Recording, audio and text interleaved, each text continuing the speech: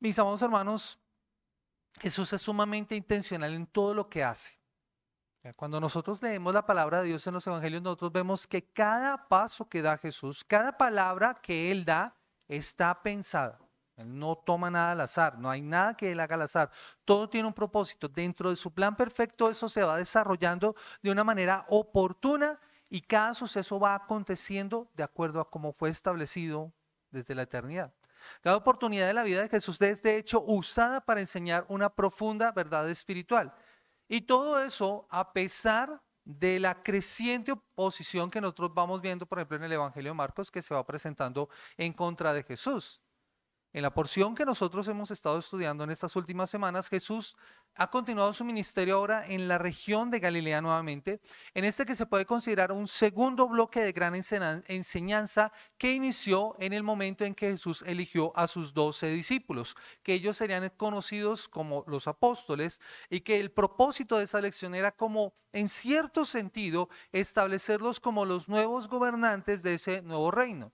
Esto era un recordatorio para el pueblo de Israel porque recuerden, el 12 es importante en las escrituras, eran 12 tribus, 12 patriarcas, ahora ellos son los 12 que van a guiar el reino que el Señor ha venido a establecer.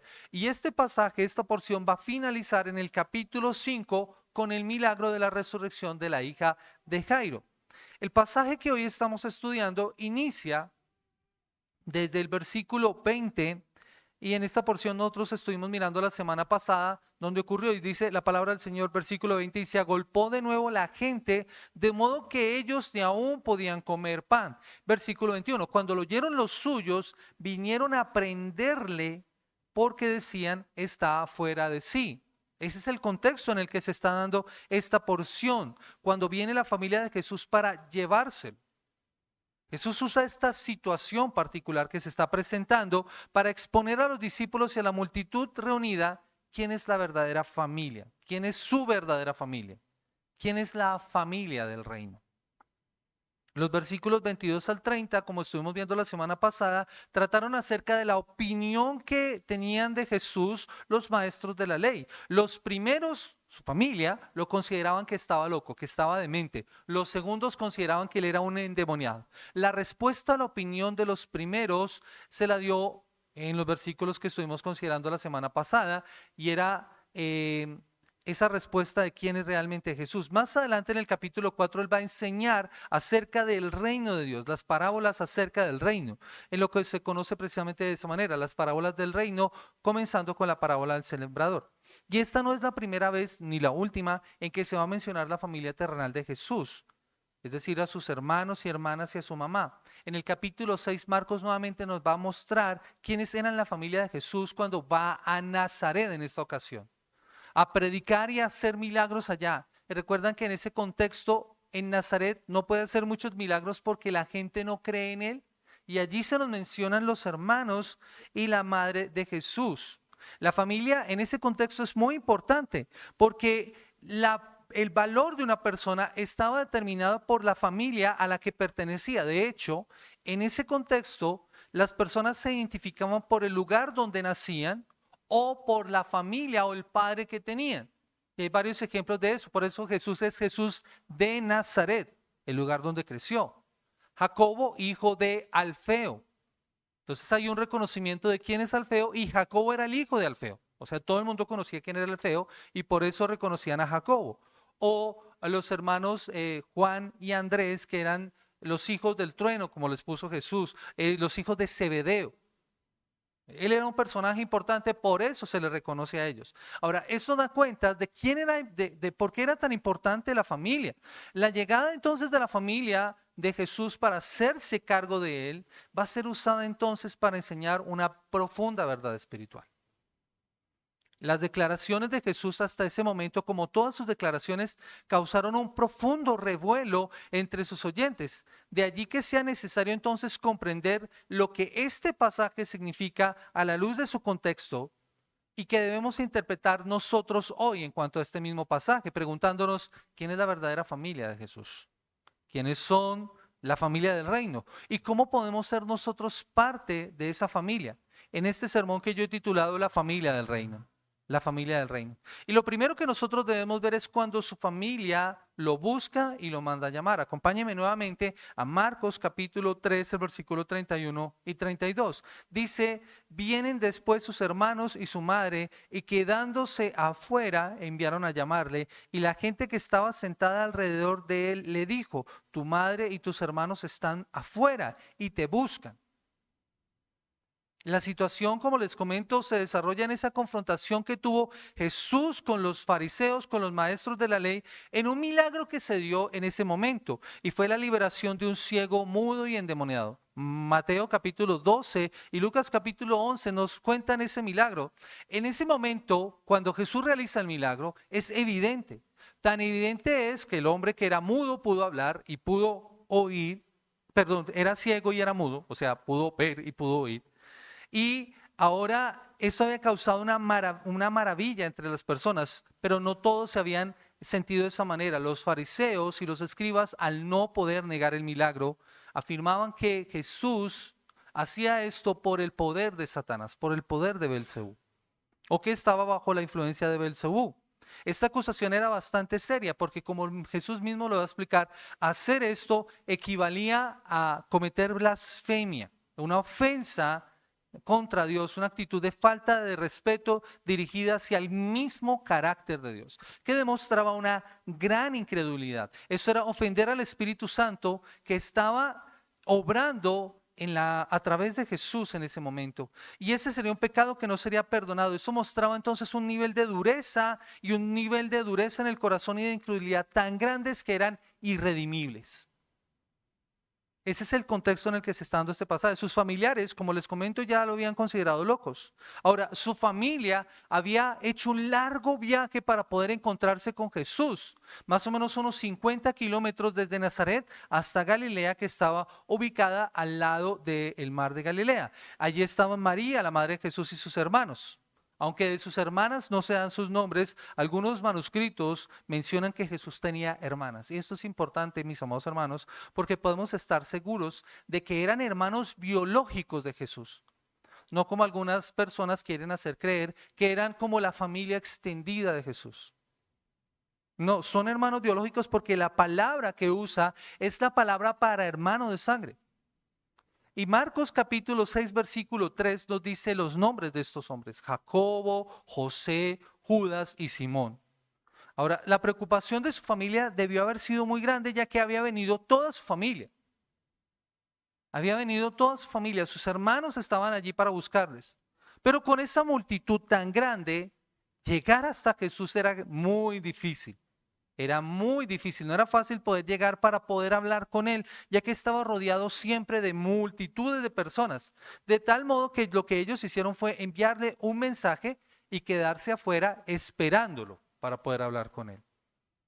Podemos imaginarnos la escena de la siguiente manera: la familia de Jesús llega y le comunican a una persona para que por favor hagan llegar el mensaje. Entonces eso vuelve como un teléfono, ¿no? Uno le va pasando el mensaje al otro y al otro y al otro, hasta que ese mensaje llega a las personas que están enfrente de Jesús. El mensaje era claro: tu madre y tus hermanos están afuera y te buscan. Y el versículo 32 nos dice eso. Y Mateo y Lucas añaden un detalle: te quieren ver y quieren hablarte. O sea, no solamente que están afuera como de visita o mirando como simples espectadores, no, ellos quieren verte y quieren hablarte.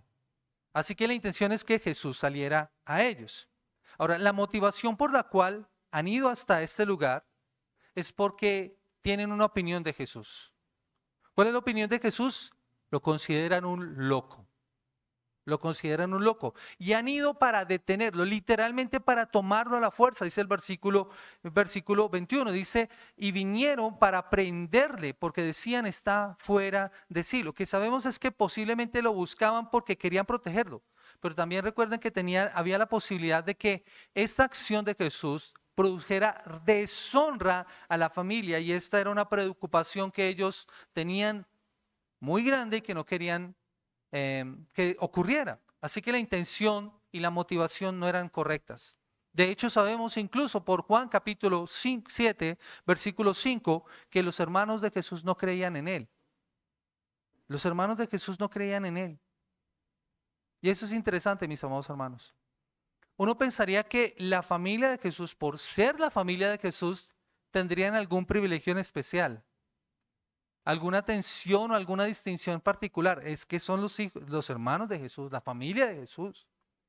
No, ellos no tienen ningún apoyo, ningún privilegio especial por ser su familia. Todo lo contrario, ellos ni siquiera apoyaban el ministerio de Jesús. Lo que nos muestra, mis amados hermanos, es que la familia de Jesús, al igual que todos nosotros, necesitaba ser salva. Aún la misma María, su madre, necesitaba salvación. Necesitaba el perdón de los pecados que Jesús había venido a traer. Y esta situación, mis amados hermanos, cambiaría más adelante. Después de la resurrección, los hermanos de Jesús creerían en él y se convertirían en sus seguidores. De hecho, Santiago, su hermano, o el que es mencionado aquí como Jacobo, se convertiría en columna de la iglesia en Jerusalén. Y sería el escritor de la carta a Santiago. Ese Santiago que está mencionado ahí en la carta es el medio hermano de Jesús.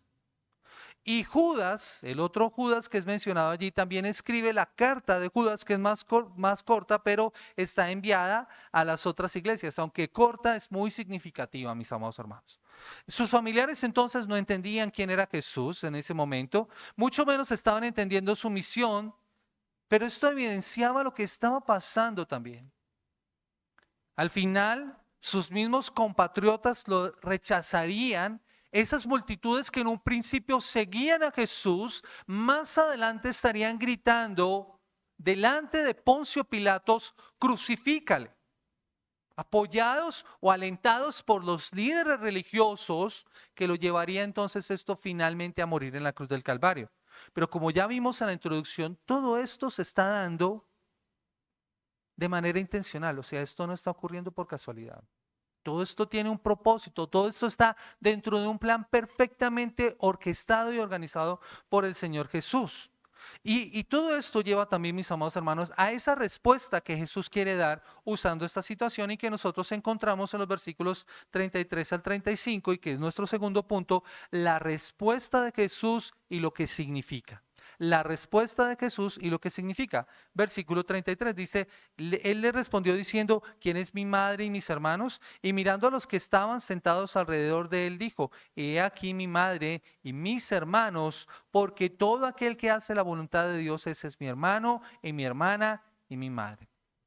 Tan pronto como Jesús escucha entonces el mensaje, responde a los presentes con una pregunta: ¿quién es mi madre y mis hermanos? Y este tipo de preguntas, mis amados hermanos, que Jesús está haciendo en este contexto, no está buscando una respuesta. O sea, Él no está diciendo: mira, tu madre y tus hermanos son este. O sea, como que los identificara. No, esa no es la intención. Él no está pidiendo información sobre la familia. Él lo que está pidiendo o lo que está mostrando es una verdad del reino. Quiere apuntar a algo mucho más grande. El versículo 34 entonces nos muestra la respuesta. Dice la palabra del Señor: mirando a los que estaban sentados alrededor. Mirando a los que estaban sentados alrededor. Yo me imagino a Jesús mirando en ese círculo, principalmente a los 12 que había escogido, pero también a un grupo más amplio de seguidores que eran muy cercanos a Jesús. Y de ellos dice: he aquí mi madre y mis hermanos. Esto es bien diciente porque la intención de Jesús es señalar un punto acá. Al hacerlo de la misma manera, está indicando algo muy importante. De hecho, Jesús ya había hecho esa acción. ¿Recuerdan cuando Jesús realizó el milagro del hombre de la mano seca en la sinagoga? Que allí estaban sentados los escribas y los fariseos esperando a ver si sanaría a un hombre en día de reposo. Dice la palabra del Señor que los miró. O sea, como que puso sus ojos en ellos y con enojo, pero también con tristeza en su corazón realizó el milagro. Él vio la dureza de esos corazones y él vio lo inútil de su religiosidad. Pero en esta ocasión lo hace de una forma distinta. Allí en esa casa, él lo hace para identificar a su verdadera familia, a los que él identifica como su familia. Y el versículo 35 nos dice cuál es la razón. Dice: porque todo aquel que hace la voluntad de Dios, ese es mi hermano, mi hermana y mi madre. Ya vimos entonces, mis amados hermanos, la respuesta de Jesús. Ahora veamos lo que significa esto. ¿Qué significan entonces esas afirmaciones de Jesús? ¿Y cómo podemos aplicarlas entonces a nuestras vidas? Las afirmaciones de Jesús son revolucionarias. Eran impactantes, porque en el contexto del judaísmo, los lazos familiares eran muy importantes. O sea, esos lazos familiares no estaban por encima de la religión. Aunque los judíos eran muy celosos de su religión, de sus prácticas rituales, los lazos familiares no estaban por encima de eso. A no ser que usted fuera un gentil que se había convertido al judaísmo. Entonces su nueva familia serían los judíos y eso implicaría que usted tendría que alejarse de su familia de sangre. Pero Jesús aquí no está rechazando a su familia. Muchas personas han interpretado este pasaje junto con otros como Jesús rechazando a su familia, como Jesús tomando distancia de su familia. Pero no es así. La intención de Jesús es usar esta circunstancia para señalar a una familia nueva, a una familia espiritual, para que su reino, más bien para que en su reino ellos se puedan identificar no por su apellido, por su lugar de residencia, por su nacionalidad, por su etnia, sino por su lealtad a Dios. Mis amados hermanos, creo que eso es importante para nosotros porque hoy en día muchas personas le dan mucho valor a los apellidos aún, a esa identidad. Pero en el reino de los cielos no es así. Nuestra lealtad es a Dios y nuestro anhelo y nuestro deseo es buscar cumplir su voluntad. Y la falta de apoyo de su familia, más que una situación, es una oportunidad para recordar algo.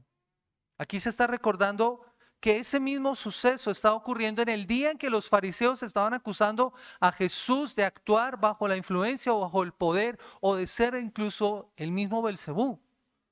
Si la familia de Jesús, si los familiares de Jesús hubieran logrado hablar con él y se lo hubieran logrado llevar a la fuerza, esto les habría dado un argumento a los escribas y a los fariseos para decir, ven que nosotros tenemos razón, este es un loco, no hay que prestarle atención.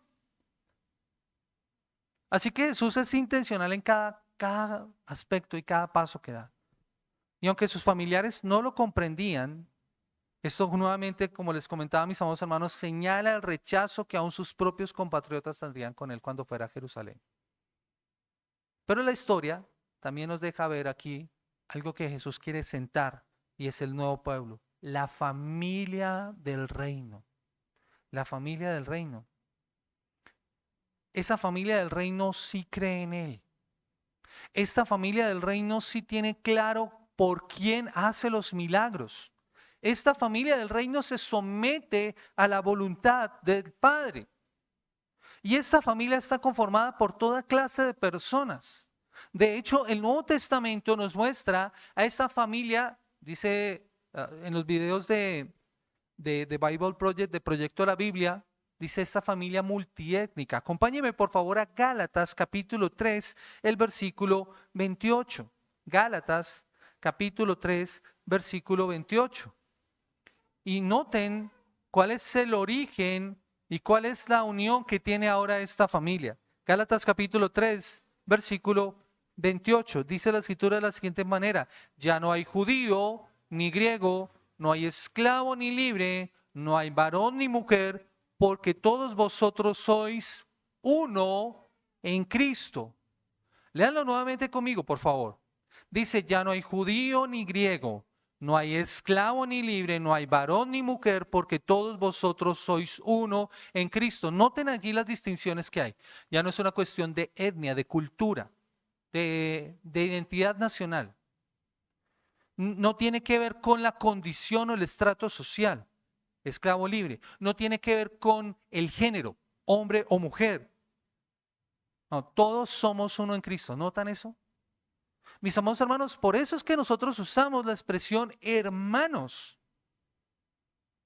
A pesar de que nuestra afinidad no es por sangre, no es por consanguinidad, ni por afinidad en muchos casos.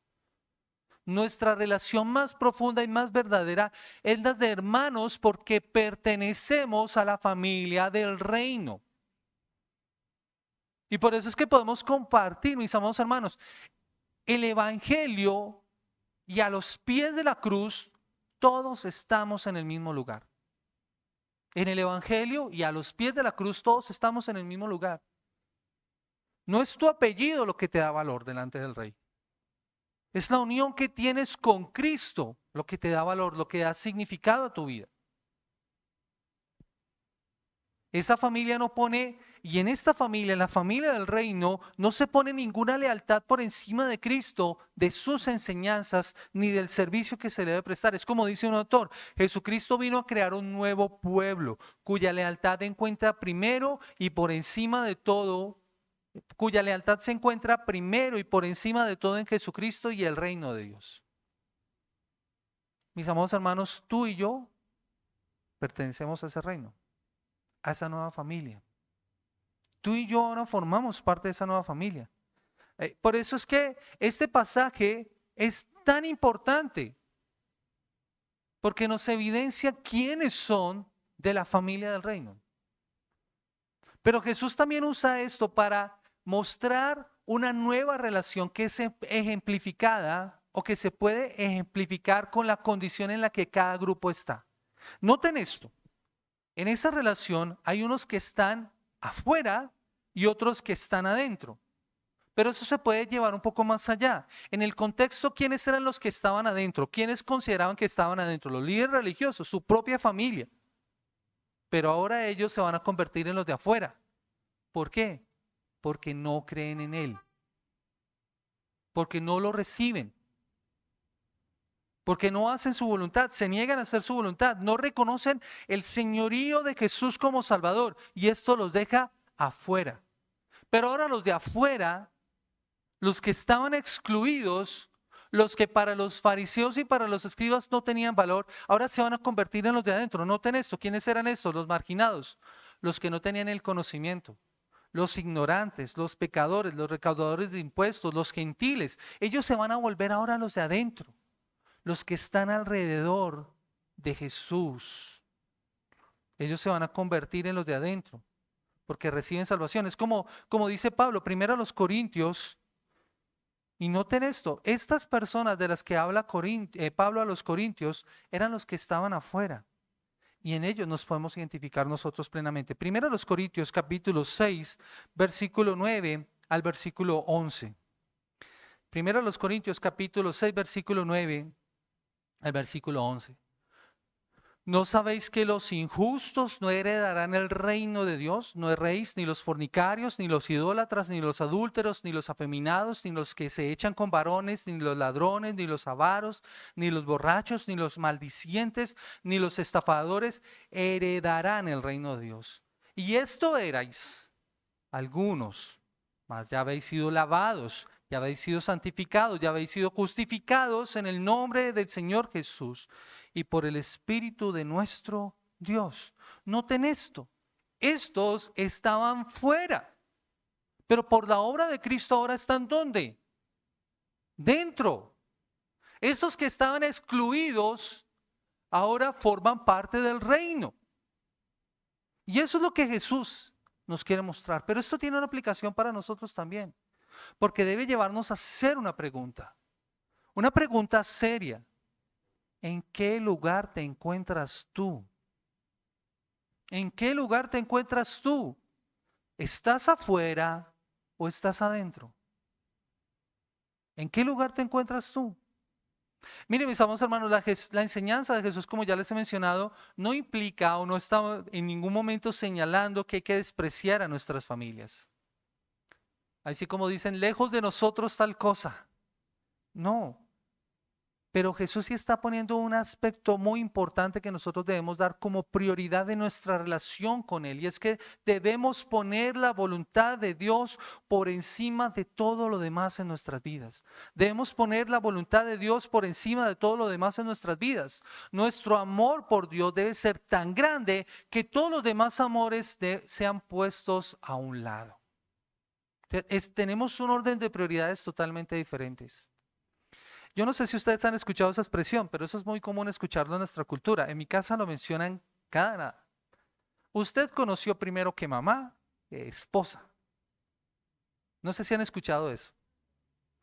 Mis amados hermanos, y aunque eso es cierto en el sentido, no sé cómo familiar de la palabra, es cronológico, gracias amor, cronológico, mis amados hermanos, en el Evangelio el orden de prioridades es distinto. ¿Sí? El orden de prioridades es distinto. Ahora, ¿eso significa que yo no tengo que honrar a mis papás y preocuparme por ellos? Por supuesto que no. Solo que mi amor por Dios está por encima de mis otros amores. Lo que Jesús quiere mostrar acá es no cómo te haces parte de la familia, sino cómo evidencias que en realidad eres parte de la familia. Por eso, vuelvo e insisto, mis amados hermanos, nosotros nos llamamos así, hermanos. Pero ¿cómo demuestras tú efectivamente que eres un hermano en la fe? Que eres un hijo, que formas parte de la familia del reino. Porque tu orden de prioridad, porque tu amor está con Dios. Se evidencia que alguien pertenece a la familia de Dios. ¿De qué manera? Jesús lo dice claramente. Todo aquel que hace la voluntad de mi Padre. ¿Tú quieres leer conmigo, por favor? Versículo 35. Porque todo aquel que hace la voluntad de Dios. ¿Quién es el que evidencia que es un hijo o que forma parte de la familia del reino? Todo aquel que hace la voluntad de Dios. Y Mateo incluye un detalle. Por favor, acompáñeme a Mateo capítulo 12, el versículo 50, el pasaje paralelo a esta porción. Mateo capítulo 12, el versículo 50. En ese mismo contexto, Jesús dice estas palabras, porque todo aquel que hace la voluntad de mi Padre que está en los cielos, ese es mi hermano y mi hermana y mi madre. Lucas capítulo 8, versículo 21. Lucas capítulo 8, versículo 21. Para que podamos ver lo que nos señalan estos pasajes paralelos. Lucas 8, 21, dice la palabra del Señor. E entonces él respondiendo les dijo, mi madre y mis hermanos son los que oyen la palabra de Dios y la hacen. Ahora, unamos esos tres elementos. El que hace la voluntad de mi Padre que está en los cielos y el que oye la palabra de Dios y la hace. Así que esos dos elementos son importantes porque lo que Jesús está diciendo con esto es que aquel que hace parte de la familia del reino, aquel que pertenece a esta familia, evidencia esa pertenencia reconociendo el gobierno de Dios sobre su vida y sometiéndose a hacer la voluntad de Dios al oír la palabra y hacerla. Esa es la forma en que hace la voluntad del Padre.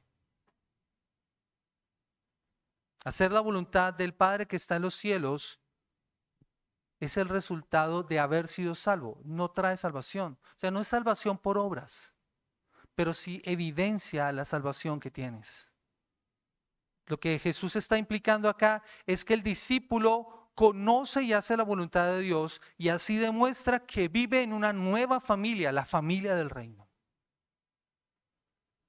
Que hace su voluntad, la voluntad del Rey, que va más allá de esos lazos familiares, que forma parte de una familia espiritual. Hacer la voluntad de Dios entonces es la evidencia de la salvación por gracia.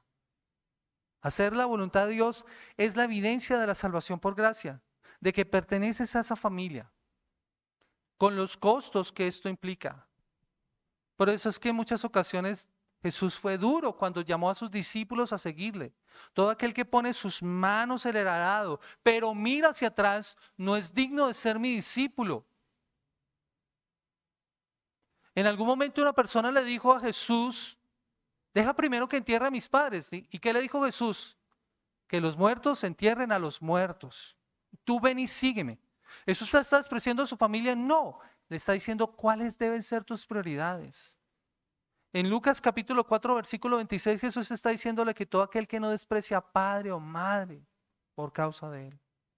Ese desprecio no es que ya no los quieres, ya no te preocupas por ellos. No, lo que está implicando es que tú tienes una prioridad distinta, pero también hay unas recompensas. Vaya conmigo por favor a Marcos capítulo 10, versículo 29 al 30 y escuche las recompensas de poder hacer esto que Jesús está diciendo. Marcos 10:29. Dice la palabra del Señor, respondió Jesús y dijo, de cierto os digo que no hay ninguno que haya dejado casa, o hermanos, o hermanas, o padre, o madre, o mujer, o hijos, o tierras por causa de mí del Evangelio, que no reciba 100 veces más ahora en este tiempo, casas, hermanos, hermanas, madres, hijos, tierras, con persecuciones en el siglo venidero, la vida eterna. La pregunta que nosotros debemos hacernos es, si en algún momento no nos hemos considerado parte de la familia. Es que me llama la atención esto porque es que hay muchas personas que dicen, es que yo no me siento parte de la casa, ya, yo no me siento de la familia, no me siento de la casa. Mi pregunta entonces es, ¿cómo te haces miembro de la familia? ¿Cómo te haces parte o miembro de la familia de Jesús? ¿Será que entonces tienes dudas de tu salvación? Porque si tú tienes dudas de tu salvación, recuerda lo que dice la palabra del Señor, Juan 1:12. Mas a los que le recibieron, a los que creen en su nombre, les dio la potestad de ser hechos hijos de Dios. Es por medio de un nacimiento espiritual, por haber nacido, como dice Jesús, de arriba, que podemos formar parte de la familia de Jesús. Acompáñeme por favor a Juan capítulo 3, el versículo 3 al versículo 8. Juan al principio leyó Juan 3:16, cuando estábamos cantando la canción de tal manera. En ese contexto de esta discusión que Jesús está teniendo con Nicodemo, Jesús le dice estas palabras, Juan 3:3. Dice la palabra del Señor. Y respondió Jesús y le dijo, de cierto te digo, que el que no naciere de nuevo no puede ver el reino de Dios. Nicodemo le dijo, ¿cómo puede un hombre nacer siendo viejo? ¿Puede acaso entrar por segunda vez en el vientre de su madre y nacer? Respondió Jesús, de cierto te digo que el que no naciere de agua y del Espíritu no puede entrar en el reino de Dios. Lo que es nacido de la carne, carne es, y lo que es nacido del Espíritu, Espíritu es. No te maravilles de que te dije, os es necesario nacer de nuevo. El viento sopla de donde quiere y oyes su sonido, mas ni sabes de dónde viene ni a dónde va. Así es todo aquel que es nacido del Espíritu. ¿Cómo formas parte entonces de la familia? Tienes que nacer de nuevo. Si no te sientes de la familia, el problema no es la familia. El problema es que no has nacido de nuevo. Esa es la verdad. No le puedes echar la culpa a tu familia. Revísate a ti mismo. Tienes que nacer de nuevo. De hecho, la voluntad de Dios para su pueblo y para sus hijos es que ellos respondan primero en arrepentimiento y fe. ¿Recuerdan Marcos capítulo 1, el versículo 15? El tiempo se ha cumplido, el reino de Dios se ha acercado, arrepentíos y creed en el Evangelio.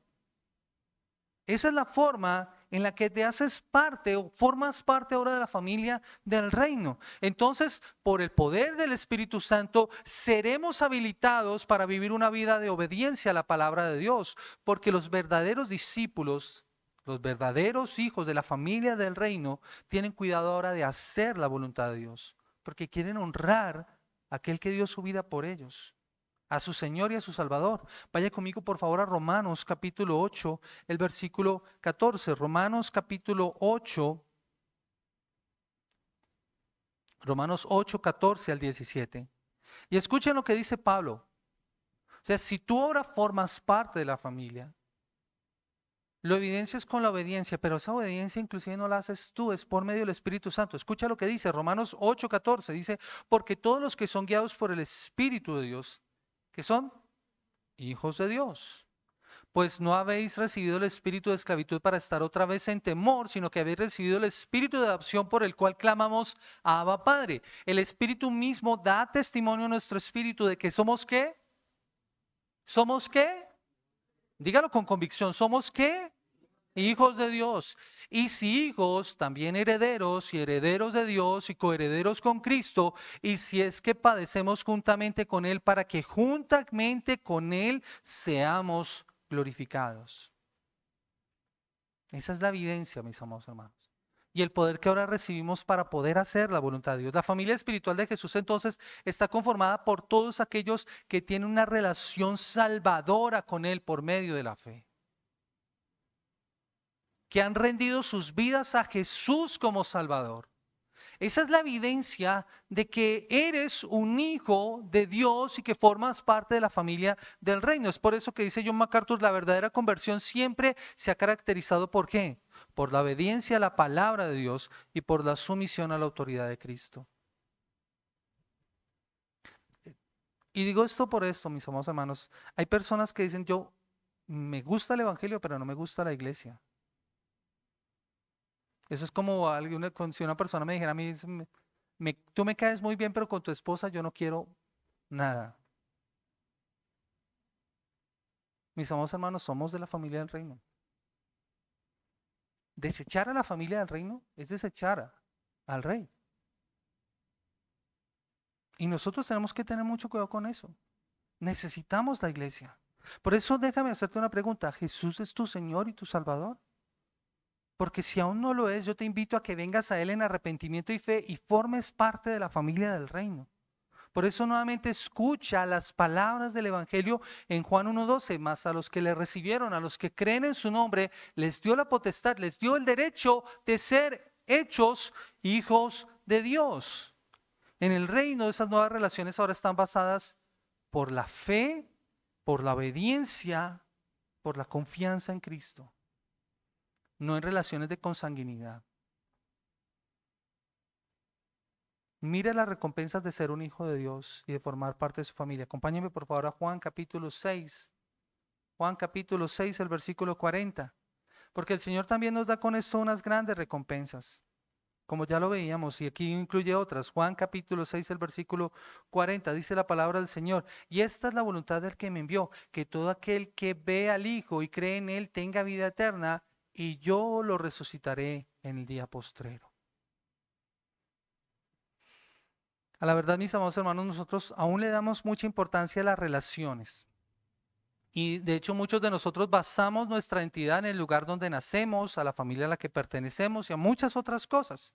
Pero la enseñanza de Jesús en cuanto a esto es diferente porque nos dice que esto tiene que ser demostrado porque confías y obedeces plenamente la voluntad de Dios.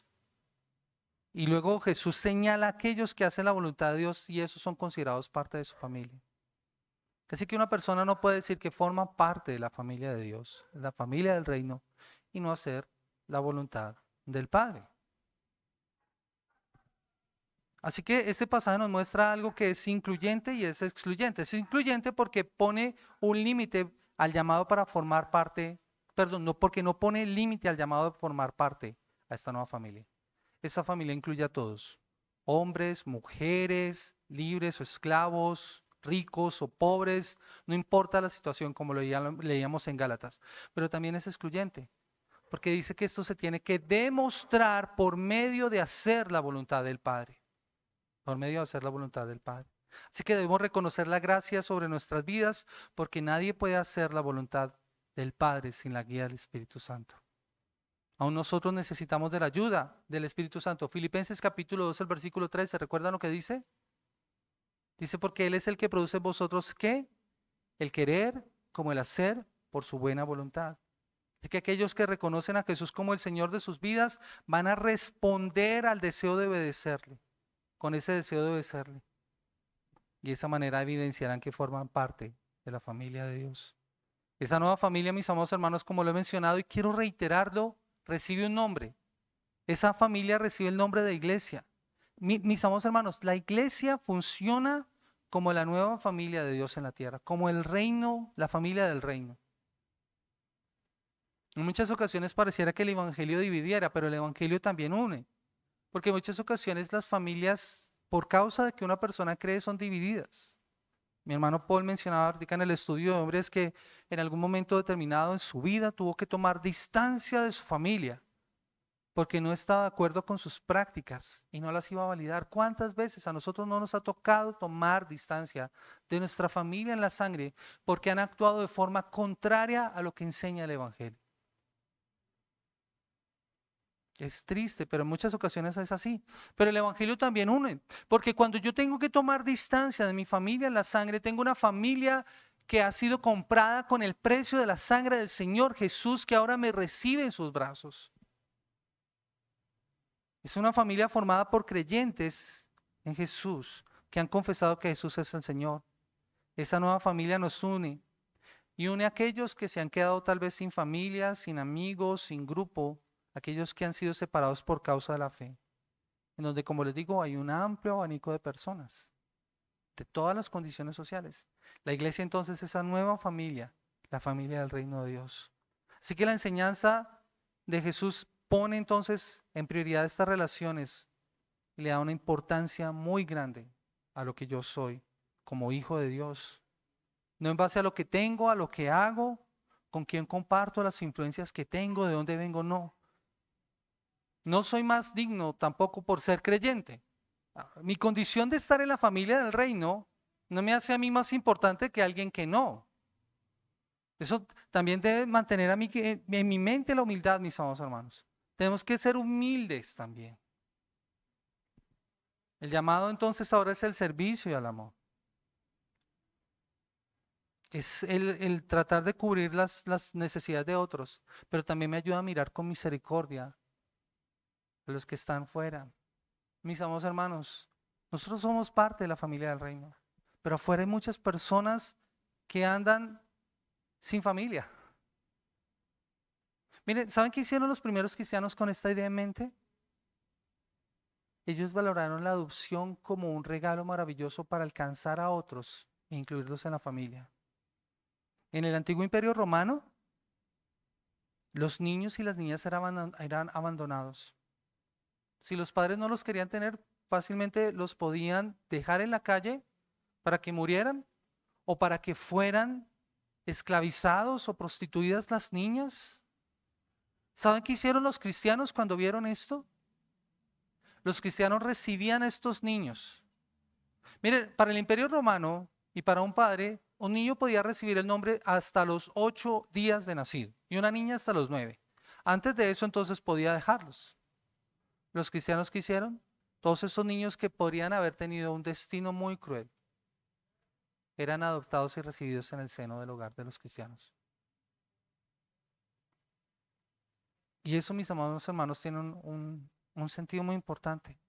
¿Sabe por qué actuaron ellos? Porque ellos se consideran a sí mismos como hijos adoptivos, como hermanos y hermanas en Cristo que compartían un vínculo mucho más profundo que el de la sangre.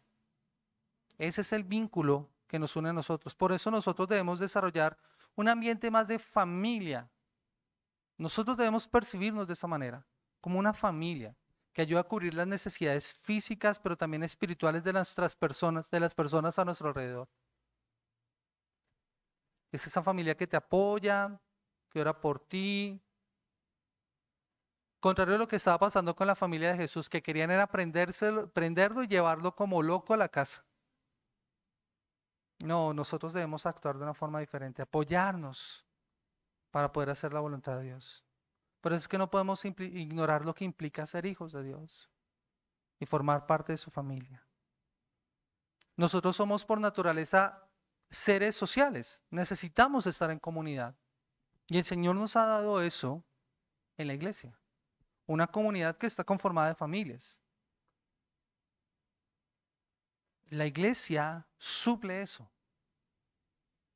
Por eso somos la familia del reino. Y necesitamos la familia. Tú necesitas a tu familia. Mira, ahorita que Carlitos y Carito están en el proceso maravilloso de criar a Aurorita. Aurorita es una bebé de ¿cuántos meses? Bueno, la próxima semana, 4 mesecitos. La próxima semana, confiando en Dios, la vamos a presentar en este lugar. Pero ella en este momento es totalmente dependiente de ellos como sus padres. En medio de nosotros, mis amados hermanos, iglesia, en medio de nosotros hay muchos que puede que lleven años en la iglesia, pero aún siguen siendo bebés espirituales que necesitan del cuidado nuestro. En medio de nosotros hay personas que aún nos necesitan. Y aún yo mismo, si me considero maduro en la fe, yo necesito de otros. Cuando un hijo crece, ya sus necesidades no son las mismas, ¿no? Ya en cierto sentido se empieza a valer por él mismo. Pero sus necesidades cambian. Entonces ya no necesita la leche de tarrito, necesita alimento sólido, pero también va a necesitar en muchas ocasiones disciplina. Mis amados hermanos, eso también lo provee ¿quién? La familia. Y eso se aplica a nosotros mismos como iglesia. Nos necesitamos. Nos necesitamos. La familia, mis amados hermanos, la familia, la iglesia como familia es un lugar al que perteneces, no no es solamente, es un grupo al que perteneces, perdón, no un lugar al que asistes. Yo insistiré en eso. Mis amados hermanos, esto no es la iglesia. Esto es el lugar de la reunión, de la iglesia. Pero la iglesia, ¿quién es? Ustedes y yo. Yo soy la iglesia, gracias Diego. Yo soy la iglesia. Nosotros somos la iglesia. Y nosotros nos necesitamos. Es la familia que necesitas. Esta vez, y esta familia, mis amados hermanos, esta familia, al igual que cuando unos padres se casan y tienen sus hijos, no se reduce, se debe ampliar. Esta familia necesita crecer. ¿Cómo crece esta familia? ¿Cómo va a crecer esta familia? Cuando tú y yo cumplimos con nuestra responsabilidad de compartir el Evangelio. Vuelvo e insisto, mis amados hermanos, está bien que nosotros nos consideremos la familia del reino, pero afuera hay personas que al igual que en el Imperio Romano son como niños abandonados, necesitan del Evangelio. Cuando yo comparto con ellos, pero no solamente es traerlos a este lugar, ¿qué tengo que hacer? Tengo que disipularlos, tengo que acompañarlos, ayudarles a crecer. ¿Saben qué va a ser lo más maravilloso, mis amados hermanos? Cuando en la eternidad nosotros nos podamos sentar juntos en la mesa del Señor y podamos ver esa gran familia que el Señor ha formado. Y que nosotros fuimos instrumentos en sus manos para hacer esto. Ahora, ¿esta familia es perfecta? ¿La familia del reino es perfecta? De hecho, ¿qué familia hay aquí de las que están aquí presentes es perfecta? El que esté libre de pecado, que lance la primera piedra, ¿cierto? No, no es perfecta, comete errores, en ocasiones hay peleas, ¿cierto? Hay disgustos, pero ¿saben qué es lo maravilloso, mis amados hermanos, en medio de todo esto? Que es la acción de Dios sobre ella la que la va perfeccionando. Es la obra del Espíritu Santo en nosotros la que va llevando a esta familia, la va llevando hasta estar completa en la eternidad. Y esto habla acerca de nuestra responsabilidad, mis amados hermanos, los unos a los otros. Tú eres responsable como parte de la familia del reino, lo que nos debe llevar a preocuparnos por nuestros hermanos y hermanas en Cristo, por nuestros hermanos y hermanas en la fe.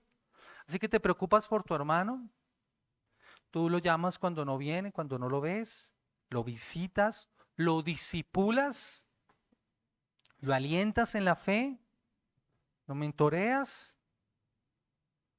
Y estas palabras, mis amados hermanos, para estos oyentes originales debieron haber sido de gran aliento, un consuelo muy grande, como espero que sean también para nosotros. Miren, por causa del Evangelio y por causa de confesar que Jesús era el Señor, muchos de ellos eran sacados de sus familias. Lo perdían todo, pero a la vez lo ganaban todo. A su vez lo ganaban todos. Materialmente hablando podían perder muchas cosas, pero ganaban mucho más. En el caso de los judíos, ellos eran tratados como traidores. En el caso de los gentiles, ellos eran considerados como convertidos que habían abandonado a sus dioses, a sus ancestros. En algunos casos hasta los llamaban ateos. Ahora, de ambos bandos que estaban enfrentando el rechazo de los que antes llamaban familia, de su hogar, no estaban solos porque tenían una familia. La familia de la fe, la familia del reino, conformada por creyentes, aquellos que han ido en arrepentimiento y fe y hacen la voluntad de Dios. La iglesia entonces se convertía en el lugar de refugio, la familia se volvían esos hermanos que necesitaban. Esa salvación otorgada por la gracia de Jesús es el lazo que nos une como familia. Es la salvación. Es el creer en Cristo como nuestro Señor y Salvador. Es lo que nos une como familia en la fe y la que nos lleva a someternos a la voluntad de nuestro Padre que está en los cielos. ¿Saben qué es lo más maravilloso de todo esto, mis amados hermanos? Es eso, que ahora nuestra relación con Dios ha cambiado. Podemos llamarlo Padre. Qué maravilloso regalo. Podemos relacionarnos con Él de una forma diferente. Y eso nos lleva a vernos a nosotros diferente. Tú y yo somos hermanos en la fe. Dejemos de usar el término hermano en el sentido de no solamente no aprenderme el nombre de la otra persona, sino en verdad es sentirnos y vernos como hermanos. que nos preocupamos los unos por los otros, que nos amamos los unos para los otros, nos amamos los unos a los otros, perdón. Yo quiero finalizar con estas palabras del pastor John MacArthur hablando acerca de este pasaje completo. La familia de Jesús consideraba que él estaba loco, estaba demente. Los escribas y los fariseos creían que él estaba endemoniado o poseído por Satanás y que hacía los milagros por intermedio del poder de las tinieblas. Pero hay algunos que se someten a la voluntad de Dios y que hacen la voluntad del Padre que está en los cielos, que oyen la palabra de Dios y la ponen en práctica. MacArthur dice esto: el destino eterno de todo pecador está determinado por lo que hace con la persona de Jesucristo. El destino eterno de todo pecador está determinado por lo que hace con la persona de Jesucristo. Los que finalmente lo consideran lunático, un loco o un mentiroso, pasarán la eternidad separados de él en el infierno. Pero quienes hacen la voluntad de Dios al aceptar a Jesucristo como Señor y Salvador, se les ha prometido vida eterna en el cielo y allí como miembros de la familia de Dios, como la familia del reino, adoraremos por siempre a nuestro Rey resucitado. Oremos, mis amados hermanos, que el Señor bendiga su palabra y que el Señor nos ayude en esta mañana. Que el nombre del Señor sea glorificado. Señor Dios, gracias, Padre, por ayudarnos a comprender que somos parte de la familia del reino. Una familia a la que no nos unimos, Señor, por nuestros méritos, por nuestro apellido, por algún privilegio en particular. A esta familia nos unimos por el regalo maravilloso de la salvación que tenemos en Cristo Jesús, por la obra perfecta de obediencia y por el sacrificio perfecto de Jesús en la cruz del Calvario. Señor, ayúdanos. Ayúdanos porque tal vez como iglesia hemos fallado en el sentido de sentirnos y vernos como la familia que debemos ser. O porque tal vez no hemos actuado como la familia que deberíamos ser. Perdónanos, Señor. Y ayúdanos a cambiar esa visión nuestra como comunidad y como iglesia. Señor, ayúdanos también a poder traer a otros, Señor, para que esta familia crezca como debe crecer, como es tu anhelo y tu deseo. Que vengan otros al arrepentimiento y a la fe de la misma forma en que nosotros, como tu pueblo y como tus hijos, que hemos sido llamados a ser ahora familia del reino, ahora formamos parte de la familia. Señor, gracias por el privilegio que tenemos también de podernos servir los unos a los otros, Señor. Únenos en lazos fuertes de amor como tu familia, como tus hijos. Y ayúdanos, bendito Señor Dios de gloria, para actuar de acuerdo a tu voluntad, precioso Rey. Porque te lo pedimos en ruego y oración, en el poderoso nombre de Cristo Jesús. Amén.